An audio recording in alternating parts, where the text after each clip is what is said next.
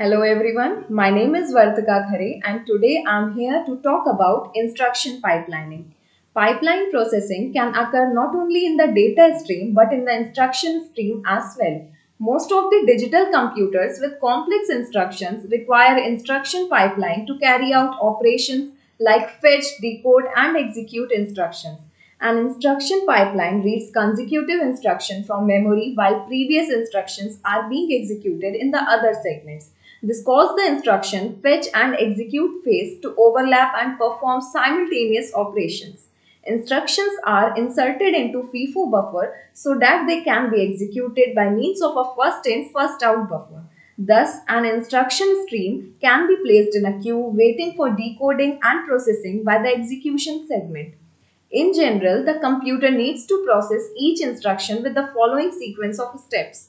Fetch the instruction from memory, next decode the instruction, next calculate the effective address, then fetch the operands from memory and then execute the instruction, finally store the result in the proper place. There are certain difficulties that will prevent the instruction pipeline from operating at its minimum maximum rate. Each step is executed in a particular segment and there are times when different segments may take different times to operate on the incoming information. Moreover, there are times when two or more segments may require memory access at the same time, causing one segment to wait until another is finished with the memory. The organization of an instruction pipeline will be more efficient if the instruction cycle is divided into segments of equal duration. One of the most common examples of this type of organization is a four-segment instruction pipeline. A four-segment instruction pipeline combines two or more different segments and makes it a single one. For instance, the decoding of the instruction can be combined with the calculation of the effective address into one segment. Timing of instruction pipeline. In below figure, the time in the horizontal axis is divided into steps of equal duration. The four segments are represented in the diagram with an abbreviated symbol.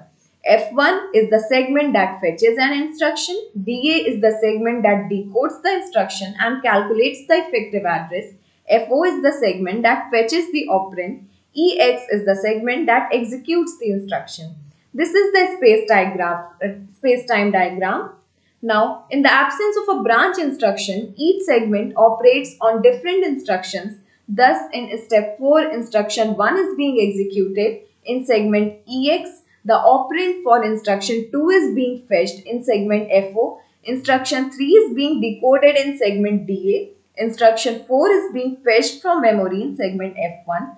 Assume now that instruction 3 is a branch instruction. As soon as this instruction is decoded in segment DA in step 4, the transfer from F1 to DA of the other instructions is halted until the branch instruction is executed in step 6.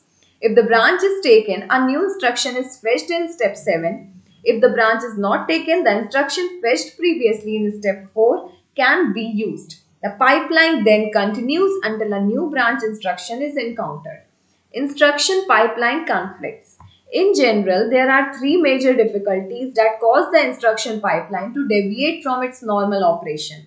First is resource conflicts caused by access to memory by two segments at the same time. Most of these conflicts can be resolved by using separate instruction and data memories. Second is data dependency conflicts arise when an instruction depends on the result of a previous instruction but this result is not yet available. It can be handled by hardware interlocks, operand forwarding, and delayed load. Branch difficulty arises from branch and other instructions that change the value of PC. It can be handled by pre-fetch target instruction, branch target buffer, loop buffer, branch prediction, and delayed branch.